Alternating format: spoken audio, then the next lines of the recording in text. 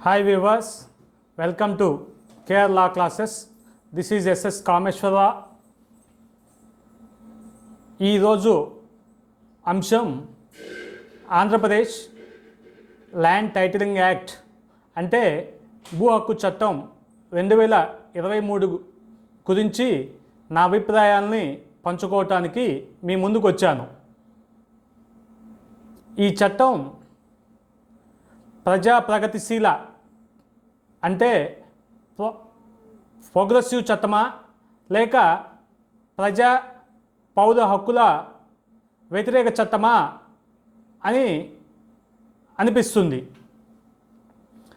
ఈ భూ హక్కు చట్టం 2023 అనేది ఈ సంవత్సరం 2023వ సంవత్సరంలో అక్టోబర్ 27న ఆంధ్రప్రదేశ్ లెజిస్లేచర్ ద్వారా ఆమోదం పొంది గెజిట్ నోటిఫికేషన్ పొంది GOMS నెంబర్ 512 డేటెడ్ 1/11/2023 ద్వారా వచ్చి అక్టోబర్ 31 నుంచి అమలులోకి వచ్చిందని తెలుస్తుంది. ఈ ల్యాండ్ టైటిలింగ్ చట్టం పూర్వం ఆర్వార్ చట్టం స్థానంలో ఇది వచ్చింది. ఆర్వార్ చట్టం అంటే ఆంధ్రప్రదేశ్ రికార్డ్ ఆఫ్ రైట్స్ అని అర్థం. ఇది 1971లో చట్టం చేశారు. దాని తర్వాత 1980లో 89లో 93లో రూల్స్ చేశారు. దీని యొక్క పరిధి ఏంటంటే రైతులకు సంబంధించిన భూములను రికార్డ్ చేసి వారికి పాస్బుక్లు, టైటిల్ డీడ్లు, పుస్తకాలు రెవెన్యూ డిపార్ట్మెంట్ నుంచి రైతులకు ఇవ్వటం. ఈ ఆర్ఓఆర్ చట్టం స్థానంలో వచ్చిన ఈ ల్యాండ్ టైటిలింగ్ చట్టం 2023 పరిధి ఏంటంటే ఆంధ్రప్రదేశ్ పరిధిలో గల ప్రతి భూమికి వర్తించే విధంగా ఉంది. ఈ చట్టంలో సెక్షన్ 28 ప్రకారం రైతుల పొలాలు అంటే భూములు, భవనాలు, స్థలాలు అంటే ఇళ్ల స్థలాలు, అదేవిధంగా భూమికి కలిపి ఉన్న ప్రతిదీ అంటే ఇమ్మూవబుల్ ప్రాపర్టీ ప్రతిదీ ఈ చట్టం పరిధిలోకి తీసుకురావటం జరిగింది. ఈ ల్యాండ్ టైటిలింగ్ చట్టం రావటం వలన కీలకమైన మార్పులు ఏం జరుగుతాయి అంటే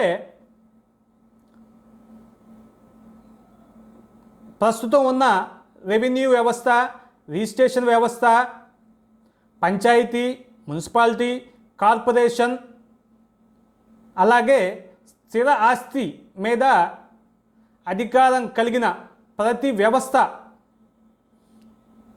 కలిపి మరియు జ్యుడిషియరీ వ్యవస్థతో ల్యాండ్ టైటిలింగ్ అథారిటీగా ఏర్పడుతుంది. వాస్తవానికి ప్రజాస్వామ్యంలో లెజిస్లేటివ్ కౌన్సిల్, ఎగ్జిక్యూటివ్ వ్యవస్థ, జ్యుడిషియరీ వ్యవస్థ వేరువేరుగా వారి విధులను నిర్వహిస్తూ పౌర హక్కులను నష్టం కలగకుండా రాజ్యాంగ స్ఫూర్తిగా విధులు నిర్వహిస్తూ ఉంటారు. ఎక్కడైనా లెజిస్లేటివ్లో కానీ ఎగ్జిక్యూటివ్లో కానీ లోపాలను జరిగినప్పుడు జ్యుడిషియరీ సరిచేస్తుంది. ఈ అత్యంత ప్రాధాన్యం కలిగిన జ్యుడిషియరీ అధికారులను ప్రజానీకంలో కలిసి ఉంటే న్యాయము, తీర్పులు ఇవ్వటంలో పారదర్శకత తగ్గుతుందని కొన్ని ప్రత్యేక నియమ నిబంధనలతో వారిని ఉంచి తీర్పులు చెప్పే విధంగా చూస్తారు. అలాంటిది ఈ ఎగ్జిక్యూటివ్ అధికారులు జ్యుడిషియరీ పాత్రను సక్రమంగా నిర్వహించటంలో అనేక లోపాలు జరుగుతాయి అని చెప్పటానికి నేను ఎటువంటి సందేహం లేదు.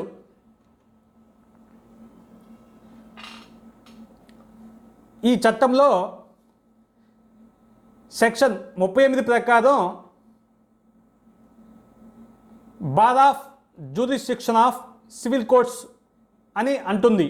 అంటే ఈ చట్టం క్రింద నియమించబడిన ఏదైనా టైటిల్ రిజిస్ట్రేషన్ అధికారి లేక అపిలేట్ అధికారి ఈ చట్టం ద్వారా లేక దాని ప్రకారం నిర్ణయించటానికి అధికారం కలిగి ఉన్న ఏదైనా విషయానికి సంబంధించి ఎటువంటి విచారణ నిర్వహించడానికి ఏ సివిల్ కోర్టుకు అధికార పరిధి లేదు అని చెప్తుంది. అంటే ఈ సెక్షన్ ప్రకారం పౌరులకు యాక్సెస్ టు జస్టిస్ అనే ప్రాథమిక హక్కుకు పూర్తిగా దూరం అవుతుంది.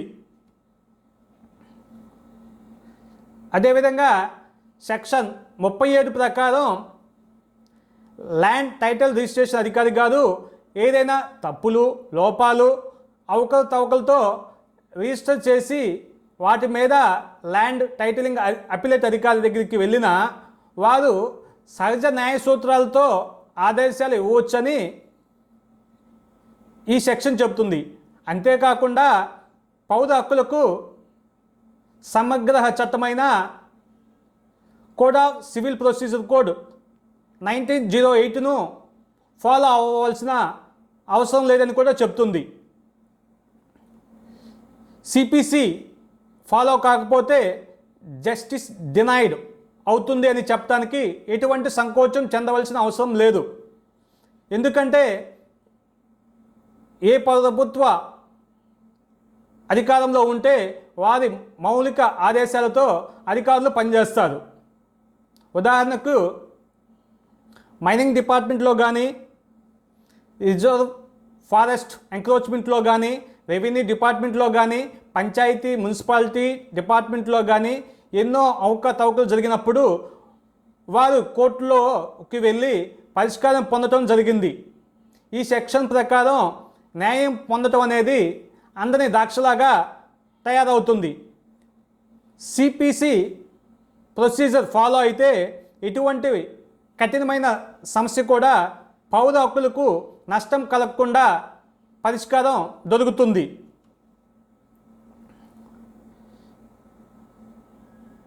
మరి ఒక సెక్షన్ 65 ప్రకారం ఏమిటంటే ల్యాండ్ టైటిలింగ్ అధికారి ఒకసారి భూమికి సంబంధించిన నోటిఫికేషన్ చేసి 2 సంవత్సరాల తర్వాత ఎటువంటి మార్పులు చేయడానికి అవకాశం ఉండదు. అంటే వాస్తవ హక్కుదారుడు కోర్టుకు వెళ్ళేందుకు అధికారం ఉండదు. భారతదేశ న్యాయ సూత్రాలు చట్టాలు ఎలా ఉంటాయంటే ఒక అమాయకుడికి నష్టం జరగకూడదని ఉంటే ఈ చట్టం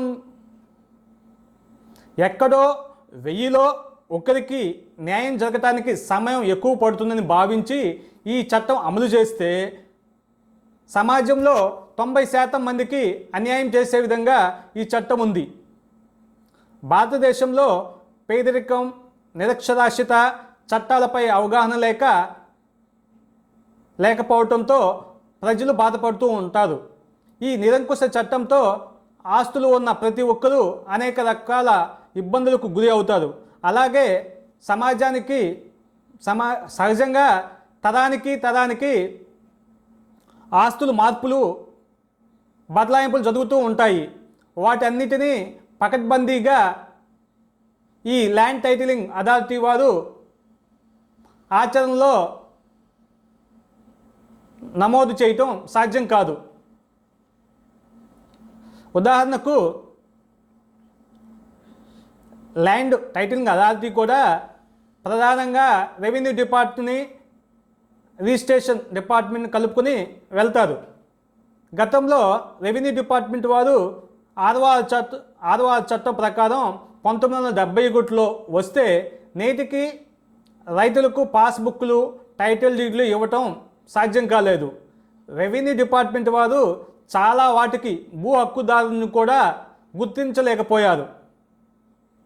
అలాగే పౌర హక్కుల్లో ముఖ్యమైనది ఒకటి వీలునామా. ఈ హక్కు వారి జీవన విధానం ప్రకారం వారి అవసరాలను బట్టి రిజిస్టర్ లేక అన్రిజిస్టర్ వీలునామాలలో అనేక మార్పులు చేసుకునే అవకాశం ఉంటుంది.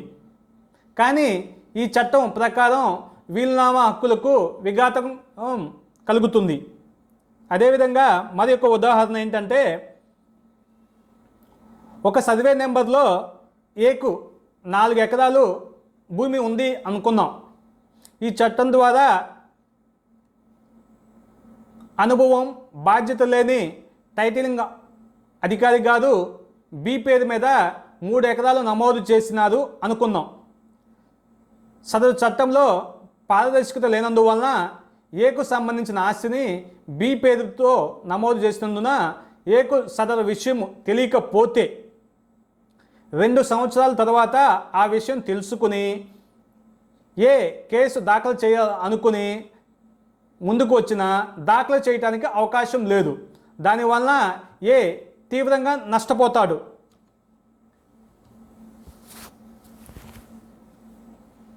వాస్తవానికి ప్రభుత్వాలు వ్యక్తుల మధ్య, వ్యక్తులు వ్యవస్థల మధ్య ట్రస్టీగా ఉండాలి, కానీ కక్షిదారుడిగా ప్రభుత్వాలు ఉండకూడదు. ఈ చట్టం అమలు అయితే ప్రధాన కక్షిదారులుగా ల్యాండ్ టైటిలింగ్ అథారిటీ ఉంటుంది. ఆంధ్రప్రదేశ్ రైతులు, భూ హక్కుదారులు, భవన హక్కుదారులు, స్థల హక్కుదారులు, చిన్న సన్నకారు వారు 80% పైన ఉంటారు. వారు హైకోర్టుల చుట్టూ తిరగలేదు. అంతేకాకుండా హైకోర్టులు హక్కుల గురించి చర్చించి తీర్పులు చెబుతాయి, కానీ ట్రయల్ కోర్టు వలె ట్రయల్ చేయలేవు. అలాంటప్పుడు హైకోర్టులో హక్కుదారుడు సరైన న్యాయం పొందలేడు. ఇలాంటి పరిస్థితులు పౌరులకు ఎదురైతే వారు ఆటవిక విధానంలోనికి, అనాగరిక చర్యలకు, అవినీతికి పాల్పడతాం జరుగుతుంది. ఈ చట్టం వల్ల రాష్ట్ర, దేశ ప్రజాస్వామ్యానికి కూడా ముప్పు వాటిల్లుతుంది. ఈ చట్టంలో సెక్షన్ 64 సబ్ క్లాజ్ 1 ప్రకారం ల్యాండ్ టైటిలింగ్ అథారిటీ వారు ఏ వ్యక్తినైనా సమాచారం ఇవ్వమని అడగవచ్చు. అథారిటీ వారు ఆ వ్యక్తికి ఇచ్చిన సమయంలో సమాచారం ఇవ్వకపోతే ల్యాండ్ టైటిలింగ్ అథారిటీ వారు సమాచారం ఇవ్వని వ్యక్తిని 6 నెలలు జైలు శిక్ష విధించవచ్చు, లేక 5,000 జరిమానా విధించవచ్చు, లేక 2 విధించవచ్చు అని చెప్తుంది. ఈ section Indian constitutional article 19 right to freedom of speech and ఎక్స్ప్రెషన్కు పూర్తిగా వ్యతిరేకంగా ఉంది. రైట్ టు సైలెన్స్ కూడా ఈ ఆర్టికల్ క్రిందకే వస్తుంది. కాబట్టి సెక్షన్ 61 సబ్ క్లాజ్ 1 ప్రాథమిక హక్కులకు విఘాతకం కలిగిస్తుంది. ఈ సెక్షన్ అమలు అయితే అధికారులు నిరంకుశంగా వ్యవహరిస్తారు. సెక్షన్ 25 ప్రకారం గ్రాంట్ ఆఫ్ సక్సెషన్ గురించి చెప్తుంది. అంటే ఒక టైటిల్ హోల్డర్ చనిపోతే వారి వారసుల పేర్లను టైటిల్ హోల్డర్గా నమోదు చేయవచ్చని చెప్తుంది. అలాగే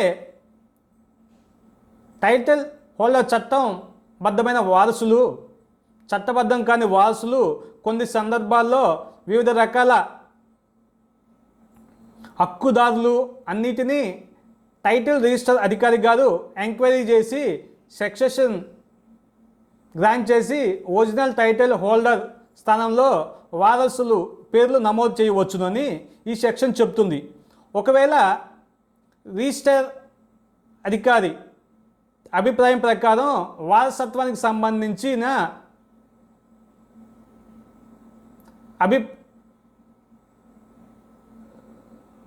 సబ్స్టాన్షియల్ క్వశ్చన్ ఏర్పడితే వారసత్వాన్ని మంజూరు చేయకుండా విచారణ, క్లెయిమ్లు, రికార్డుతో పాటు తీర్పు కోసం నిర్ణయిత పద్ధతిలో సంబంధిత సివిల్ కోర్టుకు విషయాన్ని లేకపోతే అభ్యంతర పిటిషన్లను రిఫర్ చేయండి అని చెప్తుంది.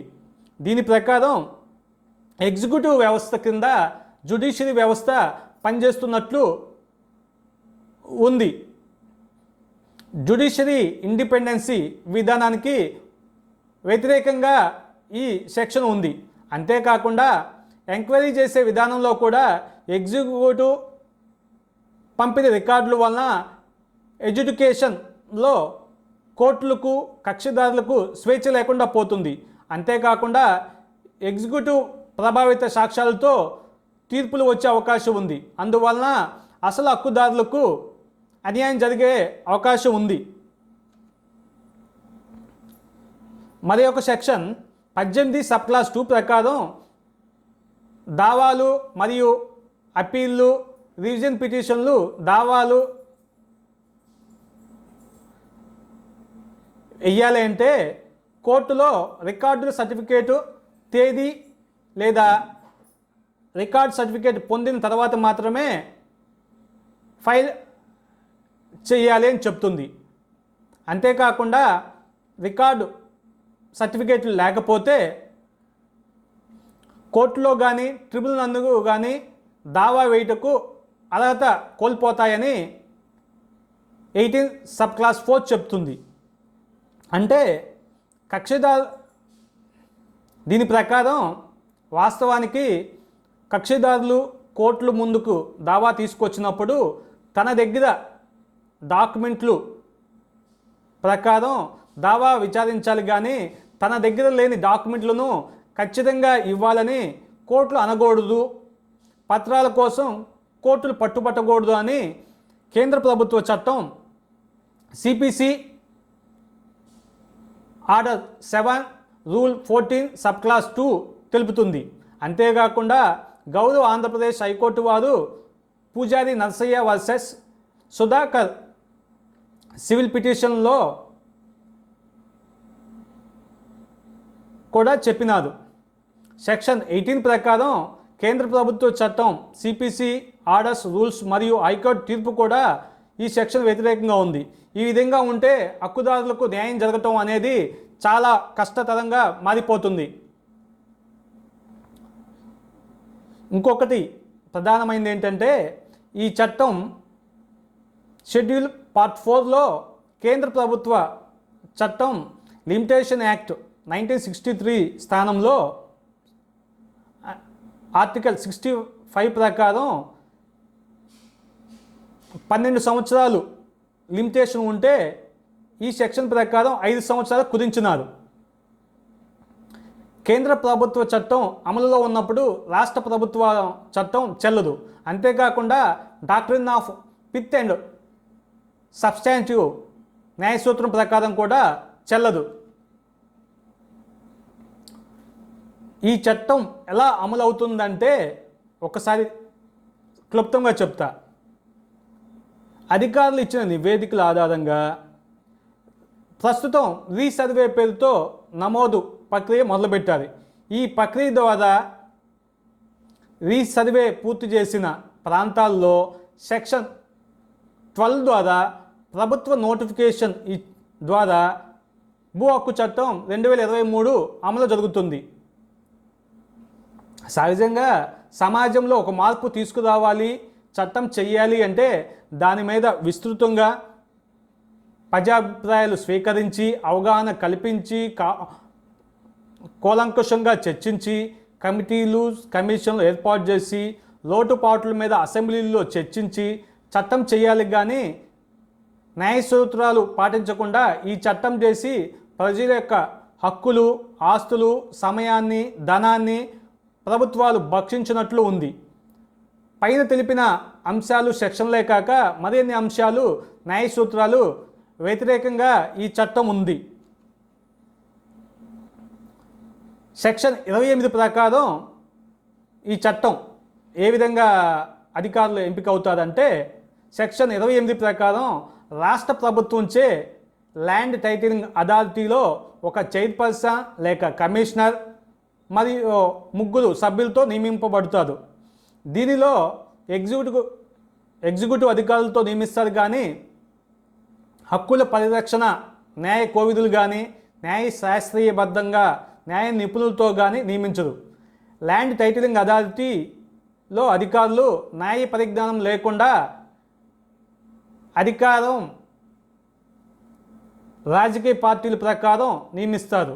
అంటే వైద్య పరిజ్ఞానం, సాంకేతిక పరికరాలు లేకుండా గుండె, బ్రెయిన్ సర్జరీలు చేసిన విధంగా ప్రభుత్వాలు అధికారం ఇచ్చి ఈ చట్టం ఆపరేషన్ చేయమంటే ఎలా ఉంటుందో నేటి ఈ చట్టం ద్వారా అధికారులకు అధికారం ఇచ్చి పౌర హక్కులను భక్షించే ఈ భూ హక్కు చట్టం ఉన్నది. దీనివలన సమాజంలో 90 పైన బాధితులుగా మారుతారు. గతంలో గౌరవ హైకోర్టులు, సుప్రీంకోర్టులు వారు పలు సందర్భాల్లో రెవెన్యూ రికార్డుల్లో పేర్లు నమోదైనంత మాత్రాన ఆస్తి మీద అతని భూ యజమాని కాడని, రెవెన్యూ రికార్డులు యాజమాన్య హక్కులకు సాక్ష్యంగా పనికిరావని స్పష్టం చేసింది. ఎందుకంటే అవన్నీ శిస్తు వసూలు చేయటానికి బ్రిటిష్ వారి నుంచి రాసిన లెక్కలు పుస్తకాలు. అందులో పన్ను ఎంత కట్టాలో ఉంటుంది తప్ప ఆ భూమి మీద ఎవరికి హక్కు ఉందని చెప్పలేదు. ఈ చట్టం అమలులోకి వచ్చినట్లయితే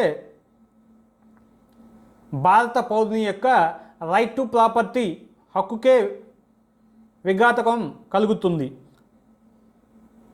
న్యాయ పరిధిలో అంశాలపై న్యాయస్థానంలో విచారణ చేయకుండా రాజకీయ జోక్యం ఎక్కువగా ఉండే విధంగా ఉన్నది. అందువల్ల ఈ చట్టాన్ని సవరించవలసిందిగా న్యాయవాదులు పోరాటం చేస్తున్నారు. ఈ భూ హక్కు చట్టం 2023 గురించి న్యాయవాదులు చేస్తున్నటువంటి ఈ న్యాయపరమైన పోరాటంకు ప్రజలు సహకరించవలసిందిగా, ఈ చట్టం మీద పోరాటం న్యాయవాదులందరిది మాత్రమే కాదు, ఆంధ్రప్రదేశ్ రాష్ట్రంలోని స్థిరాస్తులు కలిగిన ప్రతి ఒక్కరిది, అంటే రైతులది, భవనాలు కలిగిన వారిది, ఇళ్ల స్థలాలు కలిగిన వారిది, విద్య వైద్యాలయాలది, వ్యాపార సంస్థలో అది. ఇలాంటి చట్టం వలన వ్యాపార పెట్టుబడులు పెట్టడానికి కూడా ఆంధ్రప్రదేశ్లో ఉపాధి రాకపోవటం కూడా జరుగుతుంది. కావున ప్రతి ఒక్కరూ గమనించి వారి స్థానంలో, వారి స్థాయిలో ల్యాండ్ టైటిలింగ్ చట్టం పూర్తిగా రద్దు లేక వెనకకు తీసుకునే వరకు ఉద్యమించాలని కోరటమైంది. ఈ చట్టం ప్రజా ప్రగతిశీల చట్టం కాదు, ప్రజా పౌర హక్కుల వ్యతిరేక చట్టము. ఈ చట్టాన్ని ప్రతి ఒక్కరూ వ్యతిరేకించాలని కోరుకోవటమైనది. ధన్యవాదాలు. Thank you one and all.